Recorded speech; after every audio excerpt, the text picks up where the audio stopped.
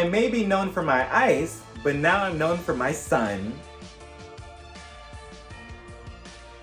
Hey y'all, welcome to my channel. I'm Rafael and I am here to review episode 3 of The Real Frozen Fish of Salt Lake City. So we start the episode off with getting a glimpse of Meredith, Heather, and Jenny's life. We start off with Meredith and she's in the kitchen with Seth, well on FaceTime with Seth, and she's on the phone with him and he's telling her, oh, you have such pretty eyes, Meredith. I mean, I've never really noticed them before. I'm like, damn, how long have y'all been married for? And you're just noticing now, and his excuse is, oh, you know, I never really noticed your eyes because I've always been too busy looking at your chest. I'm like, okay, you creep. Then we also see Jenny on the road. She's talking to somebody, and I'm like, who is she talking to? Because there's nobody in the back seat. But then the camera zooms in on her daughter who's in the back seat. But I'm not sure what kind of car this was. I mean, it looked like a Transformer because she was driving, but the seats are so huge. You can't even see her daughter in the back. I'm like, so who is she talking to? Like, is she in the trunk? And then, you know, every time the camera kept zooming in on her daughter, I'm like, okay, what seat are you in? Are you in the middle seat or are you all the way in the back and Jenny's just talking to you? But, you know, regardless, the little girl, she's coming for her mom's snowflake for next season. We also get a glimpse of Heather at her business, and she's talking to her business partner, and she's like, you know, our business is booming. Everybody wants Botox. Everybody wants this, and this, because everybody's just sitting at home doing business meetings from home through Zoom, you know, doing conference calls from at home, and you're just staring at yourself, looking at the computer and looking at your flaws specifically. And I'm like, okay, Heather, speak for yourself. Because I would have just been looking at myself like, oh, Rafael, you're so beautiful. You know, I wouldn't be staring in front of the computer, just staring at myself like, maybe I need to get this done, get this done, get this done. I mean, I never have that feeling. Sorry, Heather, can't relate, sweetie. I can't, you know, be in your business. But it's just such an interesting perspective because, you know, everybody's just at home now and the pandemic has kind of like, you know, made this whole different side to a business when it comes to plastic surgery or just any enhancements. You know, it's just so interesting to see that perspective of how you're literally just staying at home, not doing anything, and you don't really look at yourself in the mirror that long. But when you're in front of a computer staring at yourself that long, you start like, you know, really being critical of yourself like, maybe I should get something on my forehead. Maybe I should get underneath my eyes. Or maybe I should get something underneath my chin. You know, it's just such an interesting perspective. Heather then proceeds to call Whitney, and Whitney shows up in the bathroom, or I'm not sure where she was, but she had nothing on but a bra and some pants, and she's just like, hey, Heather. Oh, I'm sorry. How are you, Heather? And Heather's like, so I met up with Jen the other day. You know, our meeting went, you know, it was there. And Whitney's like, oh, so how did that go? And Whitney was like, well, basically she manipulated me to, you know, go back to being her friend. She started accusing me of doing X, Y, and Z and calling her this, and that. And I kind of just fell for it. You know, Whitney and I kind of felt like I was manipulated, but I kind of like this. So I would say that everything went well and we're kind of friends again. We're almost like BFFs. And I feel like you should give it a shot too. And also we met at an igloo and I think I saw Elsa, but I'm not sure. Maybe it was like Bigfoot or something, but regardless, it was creepy. And Whitney's like, oh, well, that's interesting. I mean, I'm not sure how I feel about it personally. I mean, you know, me and Jen had a hectic relationship last year and we see Jen in the flashback just throwing the drink. I completely, you know, forget sometimes how chaotic Jen was. And Whitney's like, well, I don't know. Maybe I'll give it a shot. I'll see how it goes. You know, I'm not sure if I will be manipulated like you, Heather, but I'll give it a shot. And Heather's like, okay, well, I have to go back to Beauty Lab and I have to give somebody Botox. So adios. Then we head over to Jen and she's meeting up with Lisa and they're going to do this activity called snow proing or snowboarding, whatever. It's something with a bike that you have to basically get on and you ride through the snow or whatever. And I'm looking at that like, nope. Too dangerous for me. I mean, I went snowboarding once and I almost broke my ankle like 100 times. So I don't know how I would feel about this activity. I mean, this one looks kind of safe, but you know, if you just speed up just a little bit too much, I feel like you will go face first. So I don't know. I don't know if Raphael and snowmobiles, you know, combine to mix well. But regardless, both of them do it. You know, Lisa's, you know, she's a little scared to, you know, kind of go flying and everything. And Jen, she's doing well as well. I like seeing the snow activities. You know, it's just such a different change from all the Housewives franchises, how they're doing stuff in snow. You know, something that we're not really accustomed to with all the other cities. Eventually, they sit down, they have a one-on-one conversation. Jen suspiciously starts asking Lisa like, oh, yeah, we're gonna do this event. You know, I'm kind of invited all the girls together and it's gonna be called ice fishing. And I kind of need your information. I need your your social security, your weight, your shoe size, your hair color, your eye color, your last name, your date of birth, and I think the last four digits of your credit card, and no, it's just because they're asking for information because it's dangerous. You know the usual stuff. And Lisa's like, wait, why do you need to know all my information? Like, Jen, this is not looking good for you. Again, with these little things that you keep dropping, and we're only 3 episodes in, especially for what we know from what the blog said about you, how, you've been scamming older people out of information and certain things for money. I'm like, what are you trying to do with Lisa? But Lisa, Lisa's like, okay, I'll give you the information later. And then they continue talking. Jenna's like, I really want to fix this thing with Meredith, but it's just like, how many times do I have to keep apologizing? It's just, I'm always apologizing for everything. And every 5 seconds is always me being accused of something. I'm like, yes, Jen, because you were a hot mess. Season 1. And so it's just like, again, you just cannot expect. Just because Heather was, a doormat and she was just like, oh, it's fine. You could walk all over me with your snowy boots. You cannot expect Meredith to do the same thing. Also, side note, I feel like this specific, cast, they need to have a lot more group, activities. We need to see more of them interact with each other. We need to see, I would love to see Mary on a snow bike. I would love to see her with a Bible in hand, trying to ski or something, something like that. I feel like we need to see all the women together much more often and not like these just one-on-one conversations. I feel like that's what's missing with this specific city. So then we get Mary and her son, and they're going out to eat. They're sitting at a table, and the conversation gets awkward and uncomfortable in a very strange way very quickly, because as her son is trying to eat and he's about to take a bite, Mary's like, no, we can't eat yet. You have to bless the food. Have you blessed the food? Did you wash your hands? Did you use soap? Did you use hand sanitizer? Why is your hands underneath the table? What are you doing? Did you bless the food yet? Bless the food now. And then he proceeds to bless the food, and he's so uncomfortable. And I'm like, that's so sad. Like, let him be, himself. And Mary's just so controlling. She's like, so, I heard that you want to move out. Do you want to move out? Huh? Do you? Do you want to move out? How are you going to pay for rent and stuff like this? Huh? How are you going to be independent? You can only move out if you're supporting yourself financially. And if you think that I'm going to give you money, then you got me fucked up. Huh? Please tell me. I want to know. It's like she had him in a trance or something. He was so quiet. He didn't even say anything. She just kept grilling him with questions like, you know what? I feel like I want you to go to the army. I want you to go to the army. Please go to the army. So what if you drown? You'll only drown for 2 seconds, and then you'll be alive, and then you could come home to me, and then we could eat again and again and again. And I'm like, Mary, calm down. Like, what's with these questions and these statements? Like, it's just insane, because Mary seems like the type to have millions of dollars, that she stole from the church, and not give her son $10 at least. She'd probably hide it all from him. Like, no, you need to work for it. And that's what she was basically saying. Like, oh, no, he needs to work for what he wants in life. And, I feel like that's what she probably thought too. That's why she asked him the question. So how are you going to support yourself if you want to move out? Because I'm not paying for shit. That's what he probably thought too. Like, wait a minute, don't you have money? Aren't you going to pay for me? Like, that's what, rich parents are supposed to do. But I don't know. The relationship was pretty sad, and how Mary was just treating him like that. Like, oh, you need to go to the army. You need to go to the army. Go to the army. They're going to pay you for anything. No, it's a scam. And then we head over to Jenny and her family, and they're doing like a science project in the kitchen. It's cute. They were spending family time. And then we get down to the nitty gritty between Jenny and her husband. They go into the living room to have a random conversation. Dewey and Jenny sit down and they start talking, and Dewey tells Jenny, so I know we just had a good time with our family, with our children, but let me fuck up the moment and let me fuck up the vibe that's going on in the house. So I want to have more children. And I'm like, where did this conversation come from? I mean, the science project have you feeling like you wanted to make your own science project or something? Like, like, where did this come from? And I'm like, okay. And Jenny's like, Dewey, I know how you feel about it, but that I had 9 miscarriages. And I'm like, wow, 9 miscarriages. And he just did not understand that. Like, he was being such an ass about it. He's like, yeah, I know.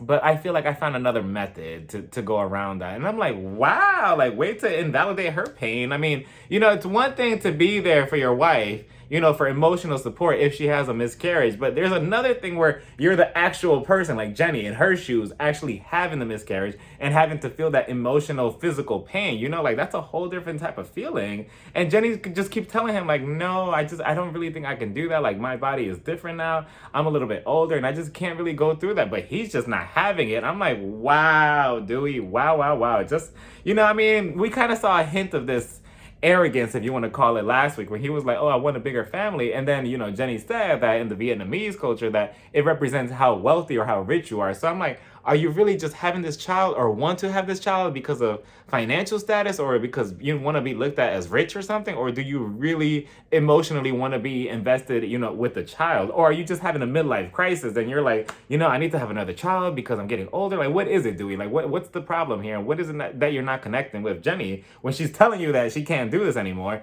But at the same time, even though I don't want to look at it this way, it was kind of giving me a forced storyline. Like, are y'all just saying this on camera just to have a storyline? I don't know. I will hope that they would not have, pre-produced this before the cameras got there. Like, okay, Jenny, so we're going to talk about your miscarriages, and I'm going to sound like an asshole, and I'm going to tell you that I want to have a child. Like, I will hope that that's not the case.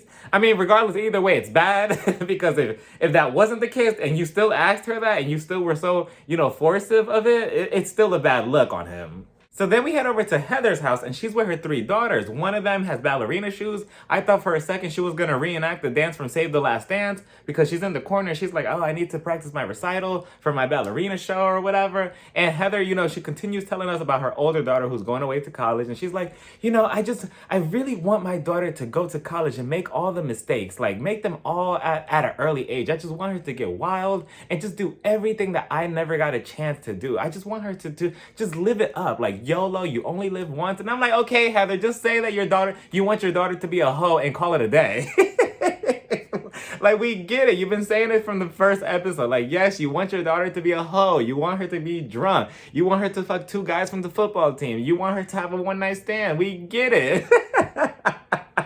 Like, we don't need to cover it up with, like, I just want her to do all the mistakes that I never got a chance to do. Like, it's just like you're living through her.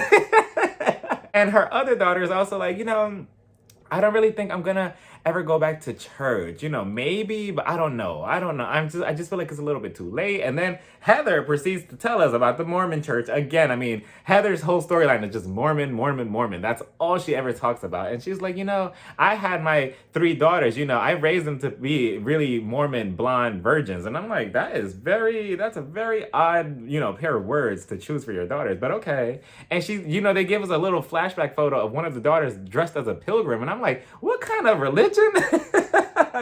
It's interesting to try to understand that, but I'm like, wow, to live that must be very, very interesting. Then we head over to Meredith's house, and she's with the friend of the show, Brooks, and they're both, going through a bunch of blazers, a bunch of fashion clothes, and she's like, I'm gonna have a couple friends, they're gonna come over, and I really want friends who appreciate the style of art and the style of fashion to come over. And then here comes Mary. I'm like, that's who we're inviting over for fashion? Okay. And then in the confessional, the producer asks Mary, oh, so Mary, what do you think about Meredith's style? What do you think about it? And Mary's like, oh, Meredith's style? Meredith's style? Oh, you're not really asking me this, are you? Oh, man. It's good. No, it's great. Meredith was probably on the side like, Mary, you better answer correctly or else I'm never inviting you over to my house again. And then back in the living room, we see Brooks, and he sits down one-on-one with Mary. And I'm like, okay, what's this about? And Meredith tells us, oh, yeah, over the last year, Mary and Brooks have been becoming, real close friends. And he finds comfort in her. And I'm like, first of all, why? Like, her own son can't even find comfort in her, let alone somebody else's son. I don't understand that. What can Mary tell Brooks that she can't tell her own son? We see the conversation that she has with her own son, so I can only imagine the advice that she will give somebody else's son. But, regardless, strike 2 will be, Brooks, where are your friends? You know, are there no people, you know, your age in Salt Lake City? Like, what's going on? You could go outside, make a snowman, make him come alive, you know, Frosty the Snowman. You could be best friends with him or something, you know, like, go pick a snowball fight with somebody else or something. Like, why are we becoming friends with grown women on this show? I don't understand. You know, I really don't get it. I don't get why Meredith continues to try to shove this whole Brooks thing down, you know, to the cameras and stuff. Is that your only storyline here? Do you even care what Jen is saying about him, or do you just need a storyline again? Because I don't know, just involving your son this way is just very strange. I mean, I get it, you know, that you have your problem with him, but there's no need to have him in front of the camera every 5 seconds. And he's 21. I actually thought he was 18 or like 17 or something, but he's 21. You know, again, that still does not make Jen any less, you know, right or any cool for her to be liking certain tweets or posting certain things about him. That's still not right regardless of his age. Brooks tells Mary, oh yeah, I really don't like that Jen has been like, she basically threatened to, you know, slap me since I'm a sissy bitch. Like, I just don't like it, Mary. Like, any advice on that? Like, I just don't like it. And Mary's like, you know, I just feel like, Meredith, have you tried to sit down with Jen and maybe call her? I mean, I know we got an invitation to some event this week or something. So are you gonna, you know, are you gonna try to go, or what's going on? What's going on with that? And Meredith is like, you know, I don't know if I would feel comfortable going to an event with Jen and sitting down with her yet, but I just feel like maybe I should do that. Maybe. And maybe that would be better for me and Brooks as well. I don't know. I just feel like I'm gonna have to hire extra security for Brooks because I feel like his life is in danger because Jen and these tweets is just ridiculous. But I don't know. I'm thinking about it. Like, thank you, Mary, so much for your advice. I really, really appreciate it. And then Mary tells Brooks and Meredith, okay, shh, shh, I need silence. I need silence. Oh, I'm sorry. I just pooted. I'm like, Mary, what? Mary is so kooky and so fun. I mean, you know, putting the whole, you know, how she is with her church and everything aside, she is very fun to watch. I'm like, ew, if I was Meredith or Brooks, I would have been like, you know what, Mary, it's time for you to go. Like, let's go. The exit's that way. So all the women finally start heading out towards Jen, where she's in the middle of this ice arena. I'm not sure what it was, but she's on top of this ice thing for ice fishing. And Jen is over there with the instructor, everything. Everybody's pulling up. We see Heather and Whitney. Whitney shows up with a life jacket because she's like, oh, well, I mean, last year, we remember season 1, Jen threatened to drown me. So I don't want to take, you know, any precaution here because I'm going to, you know, be very safe this time around. And Jen is not going to have any chance to drown me. And she shows up and she's looking at Jen from a distance. And Jen is like, and they're both looking at each other. And Jen is like, you know, like, yes, I threatened to drown her, but that was just like so last year. Jen is the type of toxic person that you like going back to because she's fun. Which is never good. Lisa and Jenny also show up, and Lisa goes over to hug Whitney, and Whitney's like, okay, I'll take this hug. But in her confessional, she's like, wait, I'm confused because one second Lisa's my enemy, and the next second now she's hugging me. Like, well, okay, I'll just go with the flow. And, you know, everybody's there except Meredith. Meredith, you know, she's coming soon to make her grand appearance, and they're all like, okay, let's do this whole ice fishing thing or whatever. You know, they're like putting, you know, these giant rods inside the giant hole, and I'm like, how sturdy is the ice? I mean, and how cold is it outside? Because everybody seems to be okay, you know, nobody seems to be like really bundled up or anything, so I'm assuming that the weather is cold, but it's cold enough to be outside for a long period of time. And they're all like, you know, let's catch fish, let's catch this fish, you know, this fish is expensive, maybe I can make a purse out of it or something. And, you know, they're all just running around every time somebody catches a fish, you know, they're all like in one huddle, like, over here, oh, okay, let's get this fish. Oh my God, I got a fish over there. Avengers, let's split up. Let's go over there. And then they start running over there. I'm like, what are we doing? Why are we running like this? But then again, I've never done ice fishing, so I don't know the procedure. But I mean, I guess this is what they have to do. You know, they have to, you know, run like they're on a track team. So then Meredith finally shows up and she's walking down the snow like it's some type of runway, like she's at WrestleMania or something. She's just walking down like she's Stone Cold Steve Austin, like, And then Jen sees her from far away, and I'm like, if I was Jen, I would have been like, no. Meredith's walking. She's walking like she's ready to fight. Nope. Somebody give me my ski boots. Like, absolutely not. I would have taken off my snow gloves, everything. I'm like, okay, somebody give me one of those fishing rods. Yeah, I'm gonna need it because I think I might have to whoop Meredith's ass because she's walking over here like she's about to do something. Then when Meredith finally gets there, it's kind of awkward. She's not really talking to Jen. Jen is over there asking Whitney, oh, can you go talk to her for me? Because I'm scared. And Whitney's like, no, that's your job. You need to earn your snowflake this season. I mean, I know you're probably going to get arrested mid-season, but still, you need to earn it these first couple of episodes. And then Heather's like, you know what? Let me put lip gloss on you because, you know, my mom always taught me if you're going to fight, you might as well look really pretty with makeup. And I'm like, what kind of rule is that? I'm like, let me put that in my notepad for future references. So then Jenny, Lisa, and Meredith are sitting down and they're kind of waiting for Jen to approach Meredith. And Jen is on the other side with Heather. And she's like, okay, I think I'm ready right now. I'm kind of nervous, but okay, I'm going to go do it now. So she goes over to Meredith and she's like, hey Meredith, I'm just gonna sit right here next to you, you know. Hey, nice to meet you. Oh, I like your boots and your glasses.